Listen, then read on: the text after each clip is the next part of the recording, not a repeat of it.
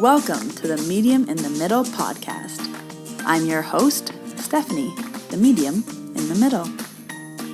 This podcast is going to walk you through my journey into mediumship and how I came to realize that I could communicate with souls that have passed over. My adventure started just over a year ago when unusual situations started happening to me. It wasn't until I really started to pay attention to them that it all started to come together.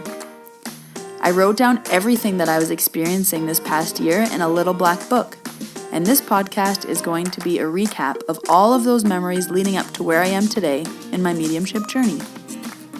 I will be releasing new episodes every Tuesday, and I recommend listening to the podcast in order, starting with episode 1, as my story will unfold more week by week.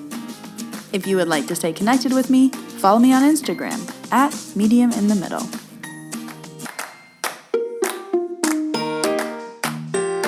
Hello, Medium in the Middle podcast listeners, MITM listeners.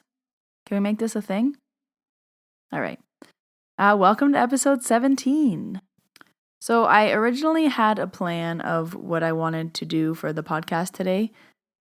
When I started the podcast, I kind of wrote out the first 22 episodes because that's how much content I had. But I want to change up my plan for today. So after today's episode, I'm going to be having 2 more episodes, so one being released on December 10th and one on December 17th. And then I'm going to take a break until January 7th, just over the Christmas holidays while everyone is busy doing holiday things, and come back fresh in the new year.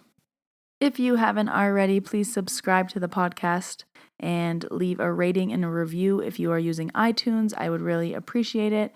In the podcast world, that's kind of how you get found. The more ratings and reviews you have, the more likely you are to show up in search engines, the more likely people are to listen to you. So if you do not mind just scrolling down to the bottom and leaving a rating and review, I would really appreciate it. And I do read them all, so thank you very much. Okay, so I am going to start today's episode with a little story, and then I'm going to get into a Q&A all about Reiki. So today's episode, I want to focus on Reiki because I get a lot of questions about it. And a lot of people don't know what it is, and that's totally normal. I didn't know what it is, as I mentioned before, until I started doing it. And now that I've been doing Reiki for a year and a half, I've learned a lot. And I like to answer people's questions, and I like to educate people, and I like to have conversations about it because I think it's interesting. Obviously, I really like it, and I really like sharing my knowledge with others. So now I'm going to knowledge bomb on you. So before I get into everything you need to know about Reiki, or would want to know, I'm going to share a little story. So, as I mentioned, I live in Banff now, but before I moved out west, I didn't live close to my family. I lived about 4 hours away. So when I used to go home, I would Reiki my grandma and my aunt. And the first few times I did it, they didn't really know what I was doing. They would kind of just smile at me and be like, "Good job." That was my attempt at a Lebanese accent.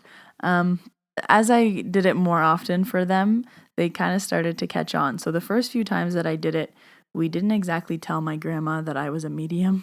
We decided that she probably wouldn't understand or get it. And at this stage, I don't need my grandma to think I'm any crazier than she already thinks I am for moving away from the family. So we just kind of left it. But over time, things have happened where she's kind of been leaked information. So this can show up where me and my cousins will be at my grandma's house talking about something, and a mediumship story would come up, like one of these episodes that you've probably listened to, and her ears perk up, or she's kind of like, "How do you know that? What do you mean? That person's dead." And it was just like, "Oh, I had a dream," or we're just joking around, or, "Oh, never mind." And we never really wanted to get into it, but there was a few things that happened where after that, my mom kind of tried to explain to her what was going on. And at first, she didn't believe it, obviously. She's an 86-year-old woman straight off the boat from Lebanon who goes to church 4 times a week. I didn't expect her to believe it. But then things started happening where she would start to believe it. She would be like, oh, in that dream that Stephanie had, and she'd kind of wink at me and be like, I know it's not a dream. And I was like, oh, like, Taita, look at you coming around. So one of the things that had happened with her was that my grandpa came to me and he told me that I needed to tell my grandma, we call her Taita, I needed to tell her to stop acting like she was going to die because she's not going to die anytime soon. And he doesn't want to see her. So she better act like she's staying on Earth for a lot longer because she is.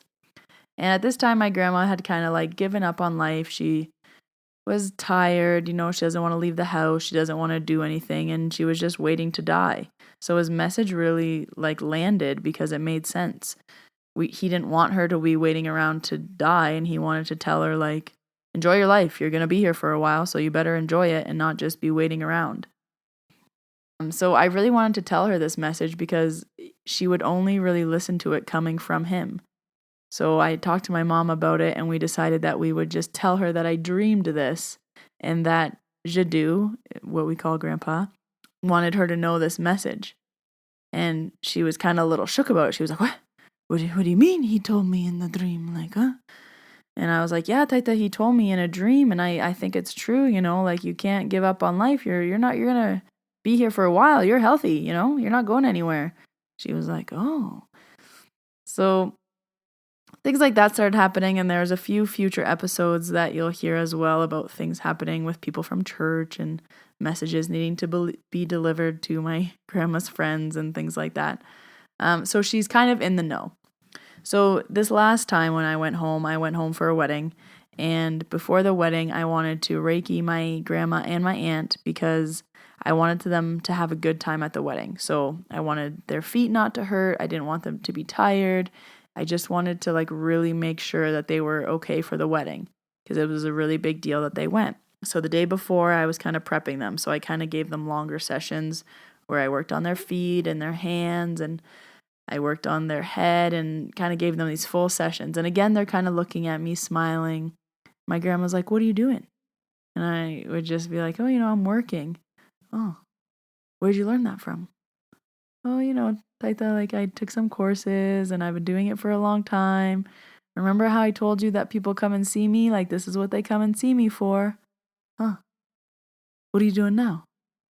Why is it getting warm there? Oh, that's how it works. Like, if something hurts, it gets warm. Huh. Who taught you this? And she would just kind of go on and on. I could tell she was kind of getting more into it. I was like, yeah, that's cool. She's asking questions. So the day of the wedding, in between the ceremony and the reception, I wanted to Reiki them again, just to be sure that their feet were going to be okay, and my grandma had pain in her shoulder. So she said, as we were sitting at the kitchen table, I was like, okay, you guys have a little coffee, and I'm just going to Reiki you, and if you don't believe what I'm doing, that's fine, but if you like it, it's okay. And they started to be like, no, we like it. My grandma says, yesterday you fixed my right shoulder and now my left shoulder hurts. So can you do my left shoulder? And I was like, oh, okay. Like Taita, yeah, I can do your left shoulder. And remember how I told you that I was waking up in the middle of the night with a headache? Well, last night I didn't wake up in the middle of the night with a headache. So that's nice. And I was like, oh yeah, that's good. And then my aunt was like, yeah, my feet feel better, but my ankles hurt. Can you do my ankles? And now they wanted things from me. So it was really interesting. It was, can you fix my shoulder? Can you do my ankle? What about my wrist? Super cute that they felt the effects from the day before and then they came with a whole new laundry list of things that they wanted me to Reiki. This quickly became every time we were alone, they were wanting me to fix something. So when I got home from the wedding, I called my grandma like a week later, and she said, hey, remember how you fixed my right shoulder? And I said, yeah, I Reiki'd your shoulder. And she said, yeah, and remember how it got warm?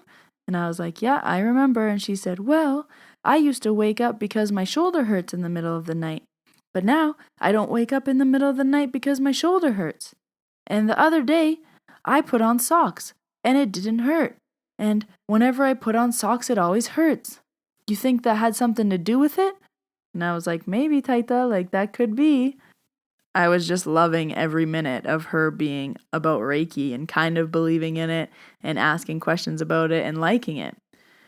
So I'm hijacking this episode because I called her today and she said, "Hey, when you do that thing, what do you whisper?" And I was like, "What?"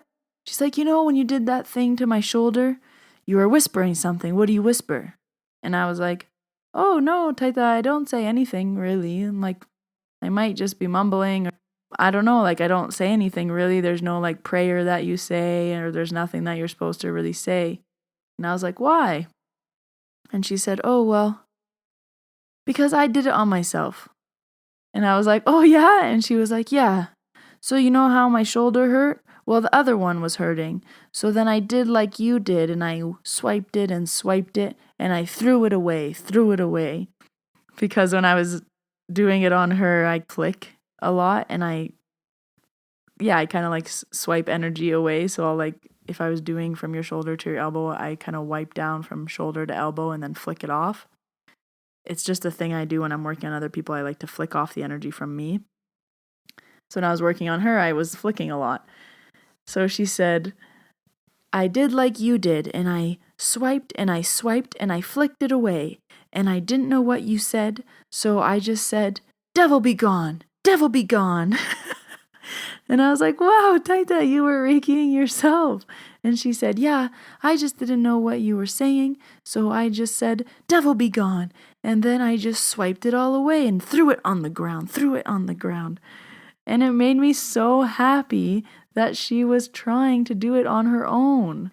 And then it really got me thinking, if my 87-year-old Lebanese, off the boat, barely can write her name grandma, can come around to knowing about Reiki, wondering about Reiki, and then trying to do it on her own. Like, that was just incredible for me. It was such a big moment that she was doing this. Like, I just couldn't believe it. And she just kind of made up her own thing, and it worked for her. And then she said that the pain went away and it got better. So she said she did it on her shoulder, and then it felt better. So then she tells me, "When I drink the coffee, how my hand shakes?" And I was like, "Yeah, Taita, like I know your hand shakes when you drink coffee." And she said, "Because I have a hard time with the cup and putting it up." And I was like, "Uh-huh." And she said, "Well, I decided to do it to my hand." She said, "Because I didn't want it to shake anymore." So she said she swiped it away, threw it on the ground. And she said now her hand doesn't shake when she drinks coffee. I was like, "No way." She's like, "Yep, my hand doesn't shake anymore because I swiped it away." And she said, "I threw it to the ground and now it's gone." And I was like, wow, like how incredible. And it was a really big moment for me in the universe that my Lebanese grandma is into Reiki and self-taught herself how to do it. And then I called my mom and I was telling my mom about it. And she was like, "Can she do that? Can she just do it on herself?" And I was like, "Well, technically, yes. I mean, it's life force energy. Everybody has it. And technically, if she believes in it, it really is like the power of your will. Like, you really can wish things to be better. And if she saw what I was doing and just redid it and believed that what she was doing was it, then I do believe that, yes." So next time I go home, which isn't for 6 more months, but I do want to attune her to Reiki so that it can fully flow through her. Because if she believes she's doing it, perfect. If it's working for her, that's wonderful. But I really want to open up that channel for her, so I'll attune her next time I see her. I could attune her from a distance, but I want to do this one in person because I really think it's important. And now that I am a master, I can attune people. Speaking of which, let's get into all of the Reiki questions, which will help explain how this all works. Okay, so to start off this portion, I'm going to explain what Reiki is. So Reiki is a form of energy healing that originates in Japan. So Rei translates to universal life, and Ki is energy. So when you put them together, you get life force energy. And Reiki healing uses that energy to heal your body and your mind. So Reiki practitioners, which is what I am, We use touch to manipulate the energy in your body, and then we remove blockages. So what does Reiki entail? So when you have a Reiki session, you lie down on a massage table, you're fully clothed, I put a pillow under your head, sometimes I give you a blanket, and I lay my hands on you in different positions. So there's over your eyes, on your shoulders, on your elbows, on your stomach, on your knees, on your feet, all over your body. There's these different positions. And I place my hands in different positions, and what I'm doing is I'm moving the energy in your body. So some people ask, like, what does it feel like? So it's more than just someone touching your face or your shoulders where you don't feel anything. Some people describe it as they feel a sensation, they feel warmth, they feel cold, they feel pulsing, they feel static. Some people fall into a very meditative state. I've had clients tell me that it's kind of like a meditation. As I move my hands around their body, they're just focusing on where my hands are, and that kind of helps them really, really relax. Sometimes people fall asleep, but not too often. It is a different sensation for everyone, and I always describe it as you'll still feel like you got a massage even though I'm not massaging you. So you know that feeling when you sit up from a massage and you're kind of out of it and your ponytail's on the side of your head and you don't know where your glasses are? It's like that. Another question that I get asked often is if Reiki is religious. And the answer is no. It's not specific to any religion. It doesn't disagree or agree with any religion. It's not a part of any religion, but it is spiritual in nature. So people from all religions can experience the benefits of Reiki. People can do Reiki from all religions. It's not against anything in any religion because everyone kind of believes in energy. You can call it different names, but everyone, for the most part, believes in energy. Everything is energy. You and I are energy. We're full of energy. There's energy all around us. And Reiki is based on the fact that everything is energy. So in my notes, it says that Reiki has nothing to do with religion, but it does adhere to the highest spiritual law, which is unconditional love. Reiki cannot cause harm, and therefore it is risk-free. So now I want to explain how to become a Reiki practitioner, because anyone can do it. The first thing you would do is you would take your level 1, your Reiki level 1 course. It's usually a 1 to 2 day course, depending on how they split up the hours. And in this course, you learn how to do Reiki on yourself. So the main focus of this course is learning your chakras, so your 7 chakras, learning the hand positionings of how to do a self-healing. So there's your head, your neck, your eyes, your throat, your heart. There's 2 spots on your stomach, your root, and then how to clear. You also can practice on plants and animals, is what they tell you. So after level 1, you are clear to work on yourself and plants and animals, and you are encouraged to practice as much as you can, as often as you can. So kind of the more you do it, the more you'll get used to it, the more you'll understand the feeling, the more you'll get in touch with it. And you're given 4 attunements in your level 1, or you should be given 4 attunements in your level 1. So my Reiki master, who I did my masters with the second time, has been doing Reiki for over 20 years, and she is 5 teachers away from Takata. So I just want to take a moment here and give you very brief Reiki history and explain why it's very important to me that my Reiki master was 5 teachers away from the original teachings. So Madame Takata brought Reiki from Japan to the West in 1938. So this isn't very long ago. So until 1982, Reiki was an oral tradition in the West with no written records of its history or teachings. So I like to explain it to people that Reiki has been around for a very long time, but they were teaching it to people orally. Nothing was written down. It was all from the original teachers passed on to very select few people. And now we're in a world where more and more people can share it. So Madame Takata was one of the original teachers of Reiki. So my master teacher was 5 teachers away from her, which makes me 6 teachers away from the original teachings.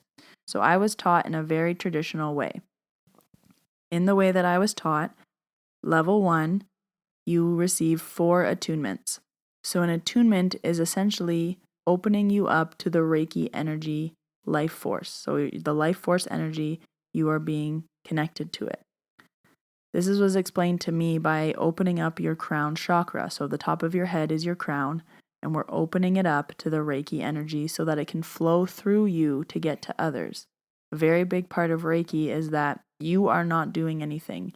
You are just the vessel of the energy to flow through you to get to another person, to get to yourself, to get to the plant, the animal, whatever you are Reiki. So a very big teaching in level 1 is that the Reiki practitioner is not the healer, but only the conduit. The practitioner must be willing to get out of the way and let go of the outcome. So you kind of have to give up everything that you want to happen and let the Reiki energy take the wheel. So that's why in a lot of my sessions, I kind of explain that you might come in with a certain agenda of what you want to accomplish today or what you want to work on, but your body might be needing something completely different. And I work with the highest priority of what your body needs, not necessarily with what you think you need. So Reiki originated in Tibet, actually, in the early 1800s by Dr. Usui. So he was a Japanese educator, and he was the one who he started to spread the word about it. So Dr. Usui came to witness many healings from Reiki, and later he met Dr. Hayashi. So together, the two of them were teaching Reiki, and they opened a clinic in Tokyo. Prior to them passing away, they shared the leadership of Reiki with Madame Takada. So she was one of the original teachers who was then meant to spread the word of Reiki and teach as many people as she could. So that's my brief history lesson. I won't get any deeper. If you want to know more, take your level 1, and we will tell you all about how it happened.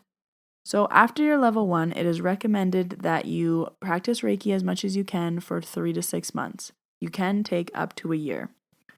After that point, you are ready to take your Reiki level 2. So they say to take your Reiki level 2, you should be practicing Reiki almost daily.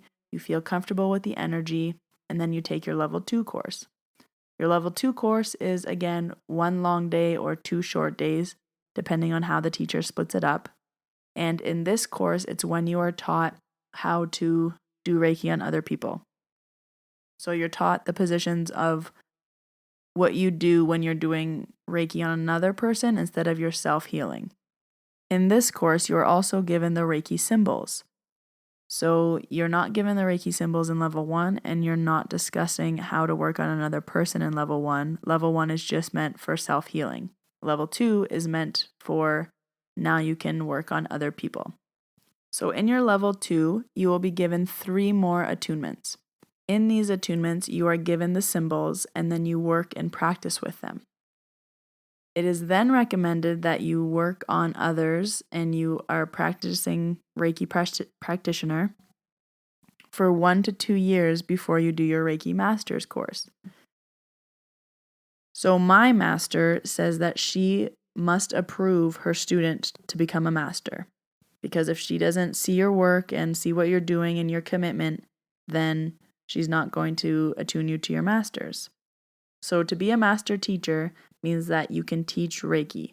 So you are taught how to do the attunements, you are taught how to do the courses, you are taught about how to teach others Reiki. So my Reiki master has only attuned 6 masters in her 20 years of Reiki. She's done many, many level 1s and 2s, but the Reiki master teacher to only 6 people, which I thought was a pretty big deal because I didn't know that before she did it for me. So an interesting fact that I like to tell people is that back in the day, so when my master was getting her master's, she said that the master teacher class was costing $10,000, which seems crazy, but she said it was $10,000 because they wanted to make sure that if you were doing it, you were taking it seriously, you were doing it with the right intentions, you were doing it because you wanted to help others, it wasn't ego-based, it wasn't to rip people off or scam people, but you were coming with pure intentions. So they made it very expensive so that only a select few could become masters and teach it. You had to really be true in your cause. So that has since changed. Some places do still charge $10,000 to get your master's. There are like minimums that some people will charge. And I believe that it should be a big enough amount of money where you take it seriously. There shouldn't just be lots of masters walking around all willy-nilly. They paid $200 for a weekend course. I think it should be enough money that you take it seriously and that you are doing it with the right intentions. You're doing it because you're ready. You're doing it because you want to teach, and you're doing it because you want to help others, not just to make money or out of ego to say that you're a Reiki master teacher. So how much do the courses cost? Level 1 and level 2 will cost you between $150 to $300 each, depending on who you do it with, how long it takes, where it is. Your level 3, if you get there, will cost at least $900, I would say, if you're doing it with anyone legitimate. I would definitely recommend not doing these close together and quickly.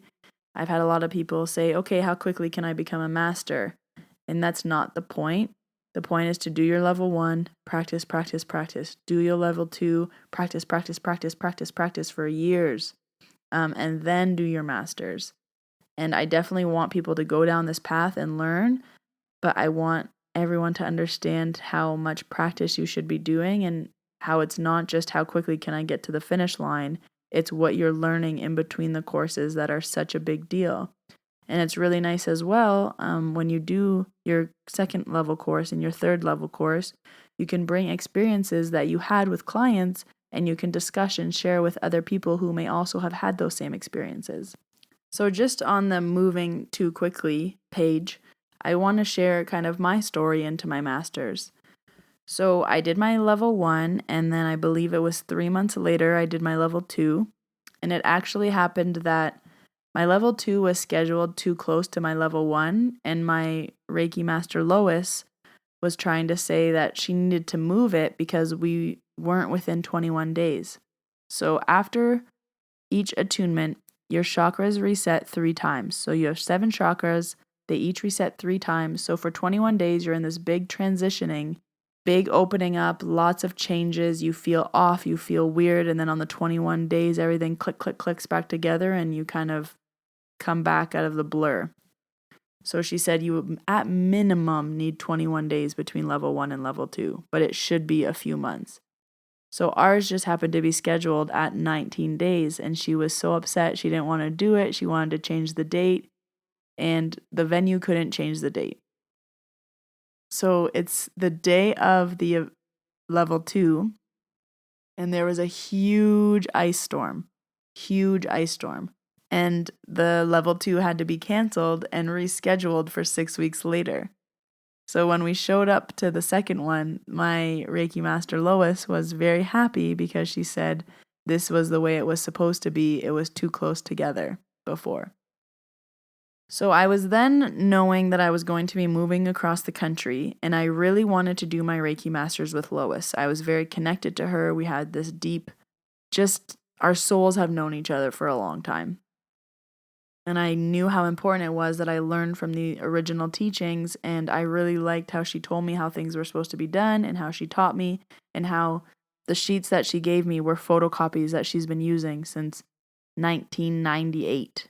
Like, she's using the exact same information, and it was just pure, and I could tell her intent was in the right spot. So I really wanted to do my master's with her before I moved to Banff, but it just didn't work out. It was too soon. It was too quick. So when I moved to Banff, I met someone new, and she was running a master's course, and she is a channeler. And I am going to invite her to the podcast because she's so interesting in what she does, and I think it would be a really, really good interview to have her on. So we will talk about her more in the future, but she was a channeler. So when I moved to Banff, everybody told me that she did the same thing that I did, mediumship. So I ended up doing her Reiki Master's course. I was very, very eager and in a rush to get the Reiki Master symbol. So now that I know kind of what's happening, I wanted the Master symbol. I wanted to be able to do Reiki quicker. I just wanted to know everything there was to know about Reiki. Right now, not tomorrow, right now. So I did the course, got the symbol, felt great, didn't use the symbol for a year. I wasn't ready. I wasn't ready to use the symbol. I wasn't ready to teach Reiki. I did it way too quick. I realized that I was doing it out of ego. I was doing it because I didn't have enough patience to wait until I was ready, and I had this Reiki Master symbol that I couldn't even use. Fast forward to this year, when I treated myself for my 30th birthday to doing my Reiki Masters with Lois, investing the time, investing the money, flying back to Ontario, renting a car, staying with a friend, doing everything I had to do to learn from my original teacher when the time was right, when I was ready, and then I immediately started using the symbol afterwards because it had been the appropriate amount of time and I was ready to take on the master teacher role in my life and where I was in my Reiki journey. So that is my Reiki journey. One other question that I wanted to cover was, why is Reiki not covered by insurance the way massage is? My hope and dream and prayer, and if anything comes out of this podcast, this could be it, dear universe, please, I wish that Reiki could be grouped together with massage to cover for benefits. I ask for nothing more. If you get $500 a year, I ask that it could be for massage or Reiki because it is so incredible and people need it. Not only do you need your physical body adjusted, you need your spiritual and mental body adjusted as well. And energy is becoming such a big thing that people are talking about nowadays. I would love if Reiki was more accessible because I totally understand that people don't have extra money for extra treatments in their life. But if it was covered to support their mental health and their well-being, I just think it would be incredible.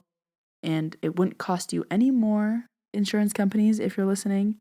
I just think you could loop it together with massage or Reiki because I think they're both very, very important for the human body. But in my research of trying to make Reiki covered by insurance, as my hope and dreams, what I've discovered is that it's not covered because how you learn Reiki is not regulated. So technically, anybody can write you a certificate saying that you are a Reiki master, Reiki level 1, Reiki level 2.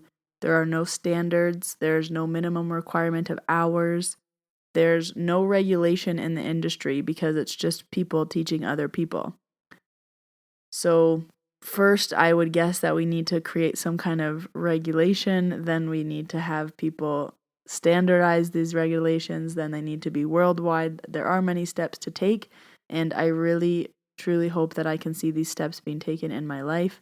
And I'm hoping that this podcast makes Reiki more accessible and makes Reiki more talked about and just put it into the minds of more people. Because that's how change happens. Okay, I'm going to stop ranting about Reiki for now. I will do many more of these episodes as more questions come up because people are always asking me, and I'm happy to answer all and every question about Reiki. No question is a stupid question. It's not dumb to ask if energy is everywhere. What is Reiki? I don't get it. These are totally normal questions. No question is a stupid question, and I love when people ask me about it. So please send me a message, DM me if you want to know anything. I'm happy to help.